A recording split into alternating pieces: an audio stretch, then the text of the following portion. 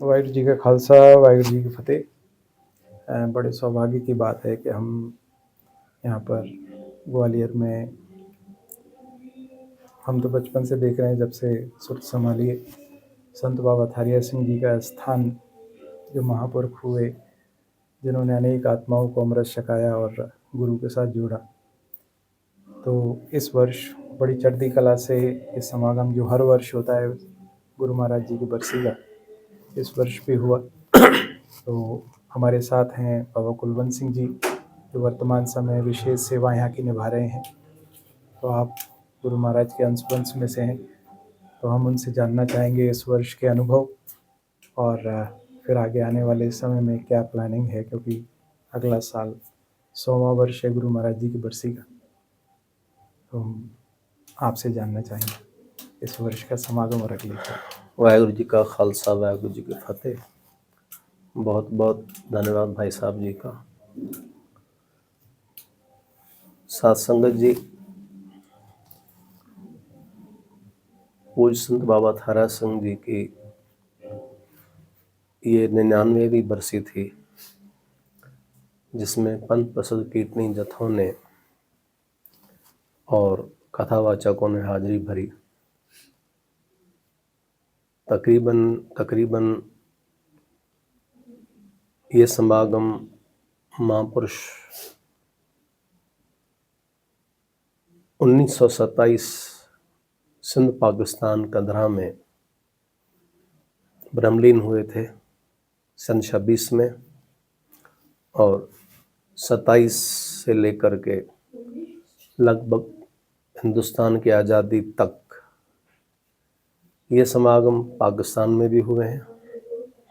डिवाइडेशन के बाद फिर ये हिंदुस्तान में जहाँ जहाँ भी उनका अंश या उनके भरोसाए प्रेमी रहते हैं, साथ संगत, या यूँ कह लो साईं जन महाराज की फुलवाड़ी रहती है, वहाँ पर ये हर साल यानी तारीखों पे या अपनी सहूलत के हिसाब से संगत मनाती है।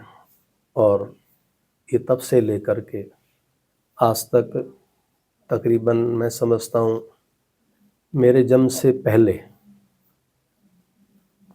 मेरा अंदाज है डिवाइडेशन के बाद के 1-2 साल से लेकर ग्वालियर शहर में भी ये लगातार निरंतर मनाया जा रहा है। जो कि डिवाइडेशन के बाद हम ग्वालियर में हमारे बाबा जी, पूज्य बाबा शेष सिंह जी, जो दास के दादाजी थे रिश्ते से, और संत बाबा थारा सिंह जी के पोतरे थे, उन्हीं के बताए गुरमत सिद्धांत और असूलों पर चलते हुए वो सेवाएं निभाया करते थे।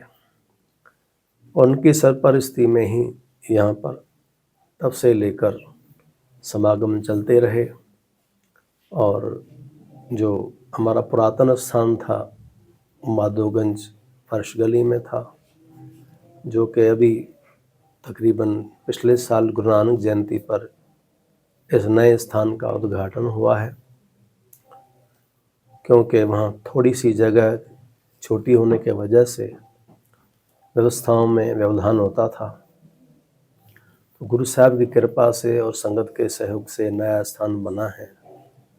हालांकि जिस दिन से इस स्थान का ढांचा बना है तब से लेकर करीबन सन 2015 से लेकर के ये बरसी इसी स्थान पे हो रही है।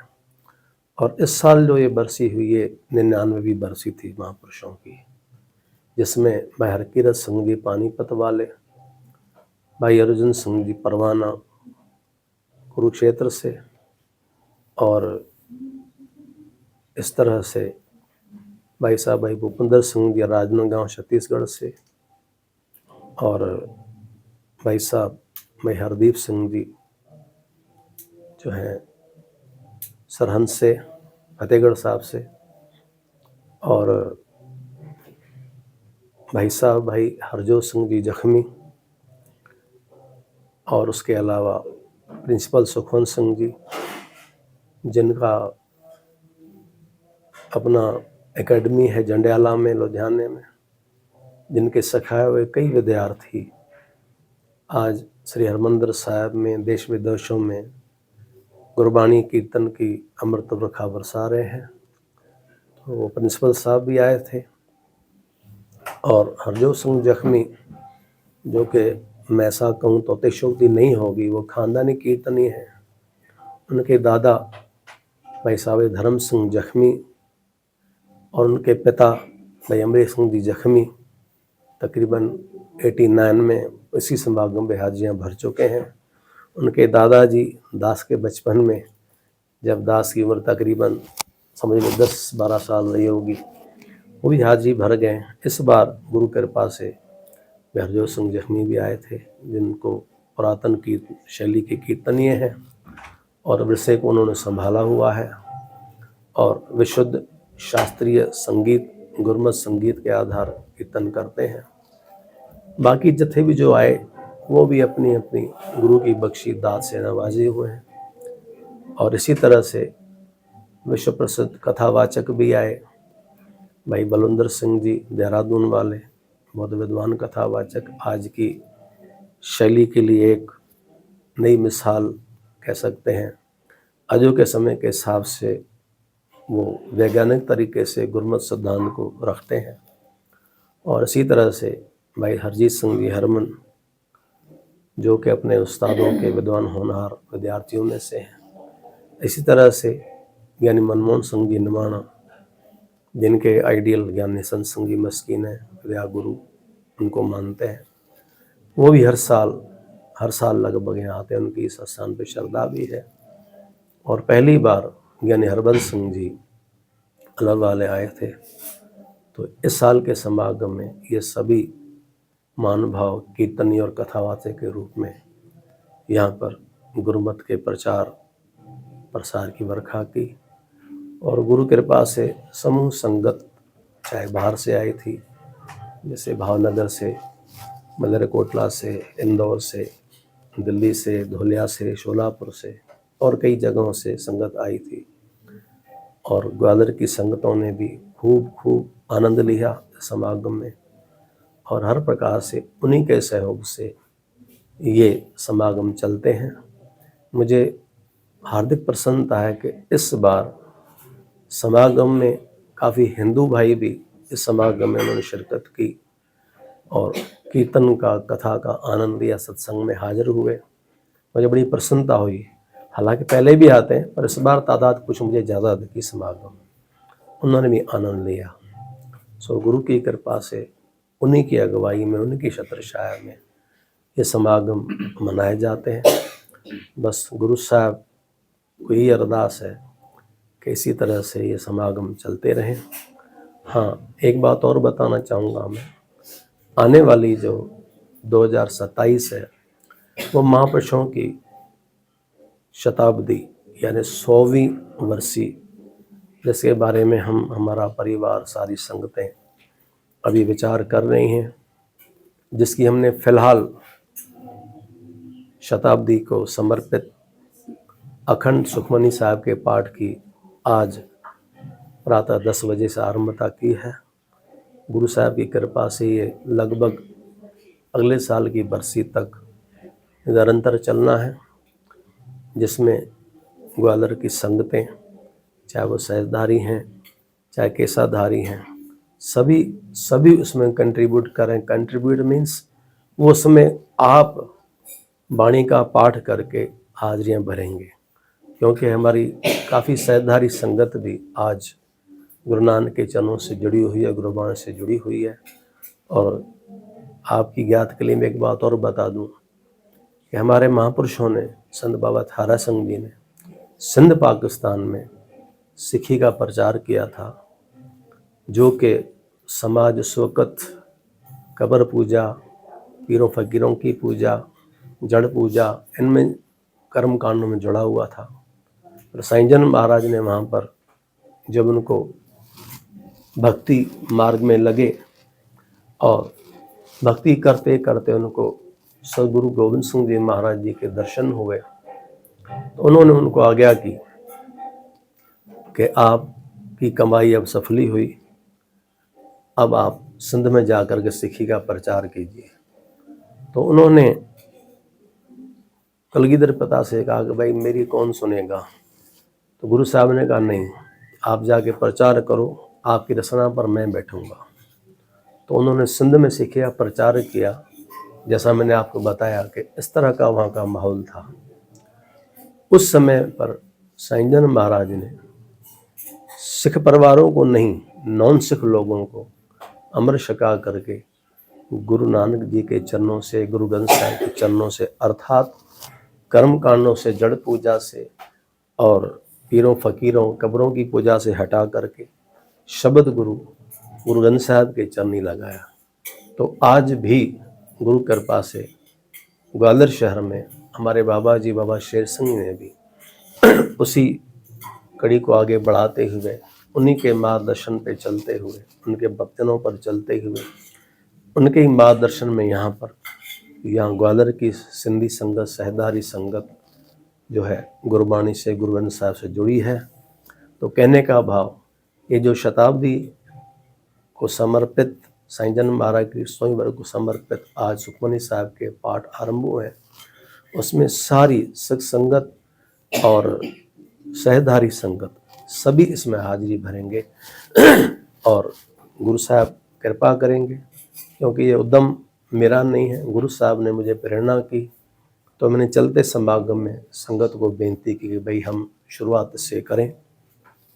एक शुरुआत और गुरु साहब ने कराई है कि गुरु ग्रंथ साहब के 2 भागों में भी स्वरूप, जिसको हम सेंची साहब कहते हैं, तो दासन संगत तो ये भी बेनती की है कि जैसे 6वें पातशाह बंदी छोड़ दिवस मना, 6वें पातशाह का बंदी छोड़ जो शताब्दी पिछले कुछ साल पहले हुआ था, उसमें संगत ने सेंची साहब सहज पाठों की सेवा ली थी।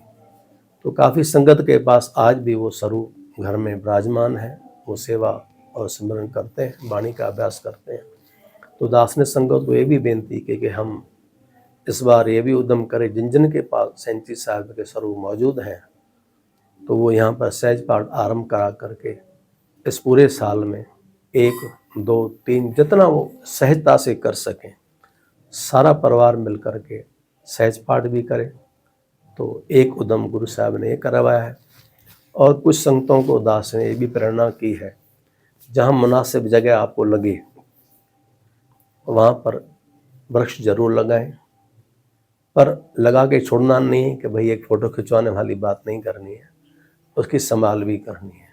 भले आप एक लगाएं, पर उसको पालना है जब तक वो अपनी मंजिल तक ना पहुँचे, अर्थात उसकी जड़ें ठीक से विकसित ना हो जाए, पेड़ डेवलप ना हो जाए, तब तक उसकी रक्षा भी करनी है, पानी भी देना है।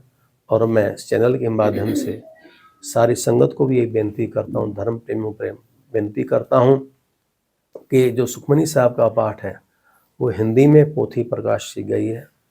जो कोई भी शुद्ध हिंदी पढ़ना जानता हो या सुखमनी साहब का गुरबाणी का अभ्यासी हो, वो इसमें हाजिरी भर सकता है, क्योंकि सारा साल चलना है।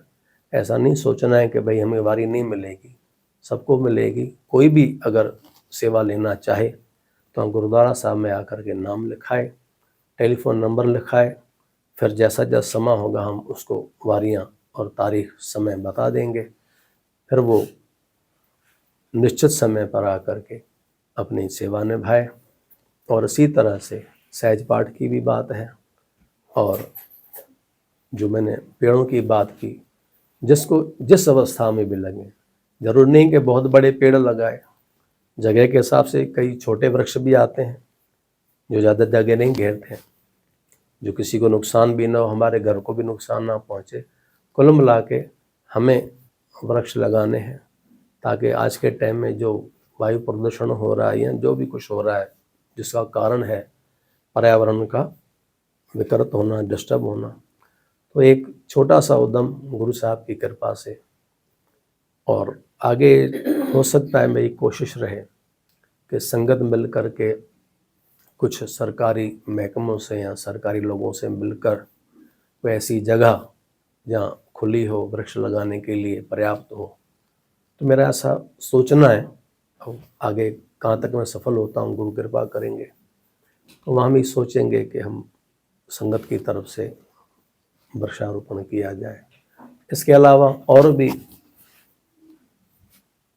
हो सकता है समागमों में इस साल बढ़ोतरी हो, आगे जैसा भी होगा हम संगत को सोशल मीडिया के माध्यम से, आजकल वही सबसे सरल और सुगम है, जैसे व्हाट्सएप ग्रुप है या फेसबुक है, इंस्टाग्राम, उस पर मैं सूचना देता रहूँगा।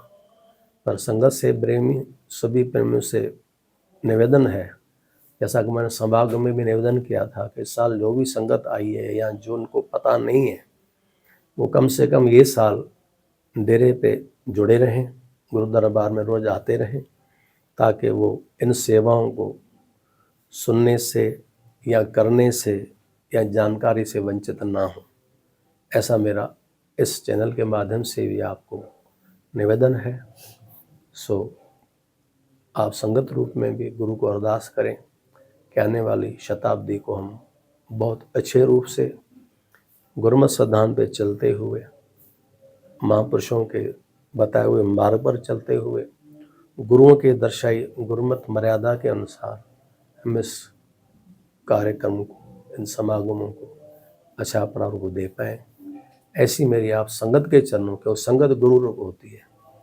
हमारे गुरु साहब ने भी संगत को ऊपर रखा है हमेशा। तो ये सब कार्य आप संगत के सहयोग से होते हैं। तो आप कम से कम ये सहयोग आप जरूर करें कि निरंतर आपकी हाजिरी बनी रहे। और अगर आप पाठ करने में सक्षम हैं, अर्थात गुरुमुखी पढ़े हैं या हिंदी में वाणी के अभ्यासी हैं, तो इन कार्यक्रमों में जरूर हाजिर हों। और अन्यथा आप धर्म प्रेमी तो हैं ही, तो कम से कम आप रोज़ के सत्संग में ज़रूर आएँ। या आने वाले समय में जो भी गुरुपर्व होते हैं, समागम होते हैं, या बीच बीच में हम आगे से कथावाचक बुलाते रहेंगे, तो आप उनको सुनने के लिए हाजिरी भर के जो है अपना जीवन सफला करें। एक बात संगत को और मैं बेनती करना चाहूँगा कि अगले साल अमृत संचार भी रखना है। तो जो गुरुमुख प्रेमी अमृत शक के गुरु वाले बनना चाहते हैं वो भी ज़रूर तैयारी करें। तैयारी मतलब दास से मिल कर के गुरुमुखी सीखना चाहें, गुरुमुखी सीखें, या जिनको समय नहीं मिल रहा वो हिंदी में नित्य में लेकर वाणी पढ़ना शुरू करें। और धीरे धीरे केसों की मर्यादा, केस रखना भी शुरू करें। या इसके अलावा अगर कोई अमृतपान खंडे बाटे की पौल नहीं लेना चाहता तो भी गुरु दरबार में आए, तो उसको साईं जन महाराज के घर की मर्यादा अनुसार चरण पौल दे करके उसको हम सहदारी सिखी भी दे सकते हैं गुरु कृपा से, जो पुरातन पहले मर्यादा दसम पातशाह से। तो क्योंकि कई संगत ऐसी हैं कि जो गुरु नानक पातशाह जी के जो है ज्ञान से बहुत ही इम्प्रेस हैं, प्रभावित हैं, और मन ही मन गुरु नानक को गुरु मानते हैं, और कहीं उनका मन नहीं झुकता, क्योंकि बात है मन झुकने की। तो अगर वो चाहें, और मैं तो फिर भी यही कहूँगा कि जब गुरु साहब के चरणों में से रख ही दिया है तो पूर्ण रूपेण ही खंडे बाटे की पौल शक के अमृत वाले, शक के गुरु वाले बने। और हाँ, इतना जरूर कहूँगा कि ये फैसले जल्दबाजी में नहीं, विचार से, सहजता से, जबरदस्ती का सौदा नहीं है। मैं उन्हीं के लिए कह रहा हूँ जिनके मन में गुरु घर के प्रति भावना जागृत हुई है, और कहीं ना कहीं मन में भावना है कि भाई हमें गुरु ग्रंथ साहब को गुरु करना है, गुरु नानक जी को गुरु करना है, या कलगीधर पिता को गुरु धारण करना है, गुरु घर से जुड़ना है, तो उनके लिए मेरी बेनती है। पर ये मैं बार बार कहूँगा कि गुरु दिशा को कभी भी जल्दबाजी में नहीं लेना चाहिए। तो इसलिए उनके लिए सबसे पहला काम यही है कि वो संगत करें, क्योंकि इसका एक कॉन्सेप्ट है, पहले शिक्षा, फिर परीक्षा, फिर दीक्षा। तो पहले शिक्षा लेनी शुरू करें, फिर अगर गुरु पातशाह के बताए हुए मान मर्यादा पर सिद्धांतों पर अगर चलने में अपने आप को सक्षम समझते हैं तो फिर उनको कोई देर नहीं करनी चाहिए, किसी भी प्रकार की रति मात्र भी नहीं।